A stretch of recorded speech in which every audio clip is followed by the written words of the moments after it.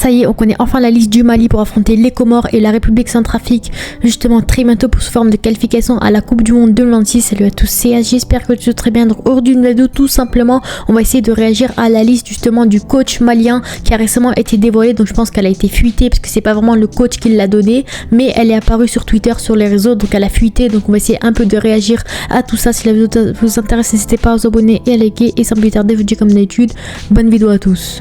Donc vous savez que le Mali affrontera les Comores et la Centrafrique très bientôt, deux très gros matchs très importants pour le Mali, parce que quand on voit un peu le classement justement des qualifications à la Coupe du Monde, on voit que malheureusement le Mali c'est vraiment très compliqué, avec une seule victoire, des matchs nuls et une défaite bien sûr. Ils sont 4e avec seulement 5 points au classement, alors que leur futur adversaire les Comores ont 9 points et sont premiers du classement. Donc clairement ça va être très compliqué de récupérer la première place, mais au moins au minimum le Mali sera dans l'obligation de gagner leurs 2 prochains matchs s'ils veulent espérer au moins une qualification à la Coupe du Monde, parce qu'on voit qu'ils sont 4e, il y a les Madagascar qui sont juste avant, le Ghana qui est 2e, et bien sûr les Comores qui sont premiers, qui sont vraiment sur une masterclass à l'heure actuelle, et la Centrafrique justement est juste derrière le Mali avec seulement 1 point d'écart. Donc clairement le Mali ne doit absolument pas perdre ses prochains matchs justement pour espérer une qualification à la Coupe du Monde.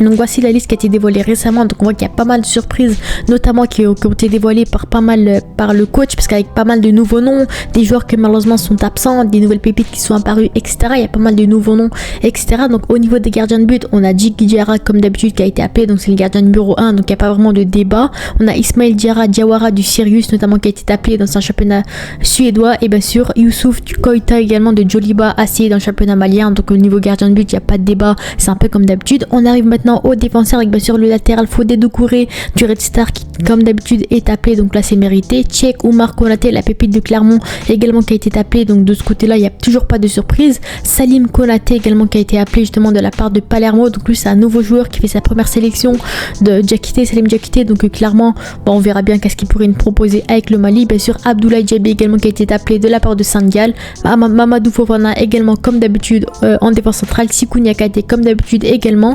Et là c'est là on arrive déjà au premier joueur, c'est sa première sélection bien sûr, Isiar Dramé de Estrela Amadora dans le championnat portugais. Donc c'est un défenseur de 26 ans, défense centrale, qui pourrait également renforcer ce poste là. Donc on voit qu'il n'a aucune sélection avec le Mali, à 26 ans il fait sa première sélection, donc j'ai hâte de voir tout ça, hâte de voir ce qu'il pourrait proposer. Notamment il fait un gros début de saison du côté justement du championnat portugais, donc on verra bien, mais à mon avis je pense que ça peut être bien sûr un renfort à ce poste là.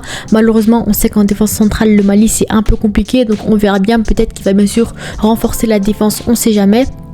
Donc Isiar Dramé, on a bien sûr Amadou Dante qui a été appelé également, donc lui c'est un ancien, donc c'est un peu comme d'habitude. Moussa Diarra également de Alaves qui a été appelé en défense, Aliou Dieng également de El Khouloud en Arabie Saoudite qui a été appelé également. Mohamed Kamara comme d'habitude, l'ancien milieu de terrain de l'AS Monaco qui joue en Arabie Saoudite également. El Saad qui est également appelé, Ibrahima Sissoko également qui a été appelé de la part de Bochum dans le championnat allemand. Yves Bissouma comme d'habitude à l'heure actuelle l'un des meilleurs milieux de terrain maliens qui a été appelé de Tottenham, qui est vraiment très bon. Lassana Koulibaly également, il fait sa première sélection il me semble avec le Mali, enfin il fait son retour en sélection plutôt, donc c'est un milieu de terrain qui est plutôt intéressant, milieu central, milieu défensif. Aletier qui fait un gros début de saison, qui joue plutôt bien, qui a beaucoup de temps de jeu, donc logiquement il mérite sa resélection avec le Mali potentiellement, donc ça peut rester un joueur bien sûr qui peut renforcer le Mali à ce poste là au milieu de terrain.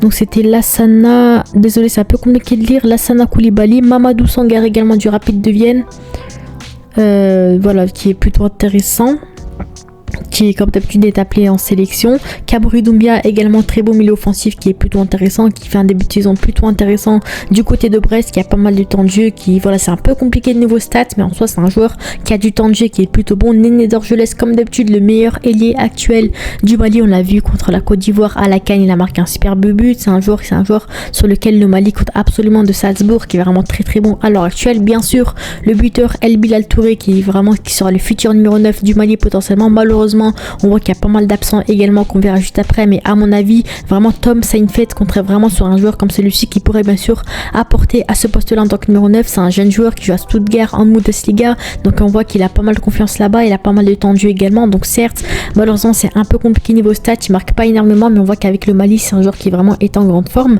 Sékou Koita également qui a été appelé en sélection, la jeune pépite de Moscou. Ibrahima Koné également qui est plutôt intéressant, qui a été appelé également.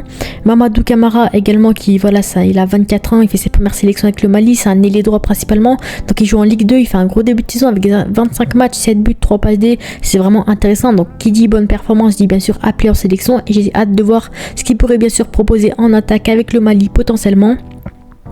Youssouf Niakhaté également qui a été appelé, donc il a 32 ans, il fait son retour en sélection également, c'est un buteur qui est plutôt intéressant, donc voilà, 32 ans, il joue en Émirats Arabes Unis il me semble, c'est ça également, avec 20 matchs, 8 buts, 3 passes, donc c'est plutôt intéressant. Après voilà, ce qui me dérange un peu dans cette liste, on va pas se le cacher, qu'il y a pas mal de joueurs qui jouent dans des championnats vraiment mitigés. Il y en a plein qui jouent en Arabie Saoudite, qui jouent dans les championnats russes, en Ligue 2. On voit que les championnats c'est un peu compliqué la plupart du temps, à part pour Tottenham, pour Salzbourg, des grands clubs comme ça plus ou moins intéressants, mais la plupart on voit que c'est plutôt compliqué. Des joueurs d'Arabie Saoudite qui sont appelés, franchement c'est un peu compliqué de ce côté là. Et bien sûr le dernier joueur qui a été appelé, c'est Moustapha Sangaré qui est plutôt bon, qui a 26 ans, qui fait sa première sélection également avec le Mali. Donc on voit qu'au poste de numéro 9 on a El Bilal Touré, Moustapha Sangaré et justement Youssouf Niakhaté, les trois qui sont en concurrence en tant que numéro 9. Donc lui justement Moustapha Sangaré fait un gros début de saison également du côté du championnat lituanien, si je dis pas de bêtises, ou bulgare plutôt, du championnat bulgare au Levski Sofia.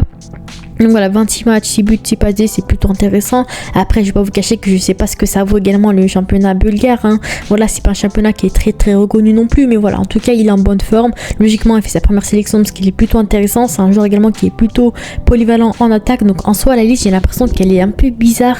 Je vais pas vous cacher que ça change vraiment de d'habitude. D'habitude, on a vraiment des listes avec pas mal de joueurs de fou également. On voit également les absents, malheureusement, Lassine Sinayoko qui n'a pas été appelé côté malien. Donc c'est un ailier gauche attaquant, on va dire principalement de l'équipe justement de la JOCR qui fait un gros début de saison également. Donc lui c'est un joueur qui est plutôt polyvalent. Avec le Mali il a toujours été très très bon, 20 matchs pour 6 buts, c'est vraiment très bon. Mais cette saison on voit que c'est un peu compliqué, il est quand même à 27 matchs, seulement 2 buts en 27 matchs et 4 passes D. Donc malheureusement pour Sinayoko, on a vu clairement que le coach comptait vraiment sur des joueurs qui sont en forme en club, qui sont en bonne forme, qui vraiment peuvent assurer avec le Mali. Parce que Sinayoko certes c'est un buteur qui est vraiment important dans l'équipe du Mali, mais malheureusement à la JOCR il assure pas, donc logiquement ça suit derrière, il n'est pas appelé en sélection. Donc on verra bien quelle répercussion il peut y avoir sur l'absence de Sinayoko, mais en tout cas je pense que vraiment ça reste vraiment un gros absent, un principal absent de la liste. Ensuite on a bien sûr Mamadou Doumbia qui n'a pas été appelé parce que lui malheureusement il s'est blessé avec Watford récemment, parce que lui il fait un début de saison plutôt intéressant, c'est un joueur qui est vraiment bon avec l'équipe du Mali etc, qui est très très jeune, c'est un talent également, mais voilà, Mamadou Doumbia malheureusement s'est blessé récemment, donc logiquement il n'a pas été appelé. Et bien sûr Ibrahima Cissé qui n'a pas été appelé, également un défenseur central qui aurait pu être intéressant à ce poste là, qui n'a qu'une seule sélection avec l'équipe du Mali première, donc malheureusement il n'a pas été appelé. Lui aussi voilà, sa saison est un peu compliquée, il joue plus en équipe réserve, il revient de blessure, donc c'est plutôt compliqué. Mais voilà, 3 absents, surtout la Sinayoko qui me déçoit un petit peu, parce que pour moi ça reste bien sûr un buteur important pour l'équipe du Mali. Donc on verra bien ce que Tom Saintfiet pourrait proposer à l'équipe du Mali potentiellement, on verra bien tout ça. Sur ce, dites-moi vos avis en commentaire, bien sûr je vous ferai des avant-matchs sur les prochains matchs du Mali potentiellement. En tout cas la liste, moi je la trouve un peu mitigée, je ne saurais pas vous donner de notes tellement je trouve que c'est un peu bizarre par rapport à d'habitude. Donc dites-moi vos avis en commentaire. Sur ce, n'hésitez pas à vous abonner et à liker. À la prochaine, ciao.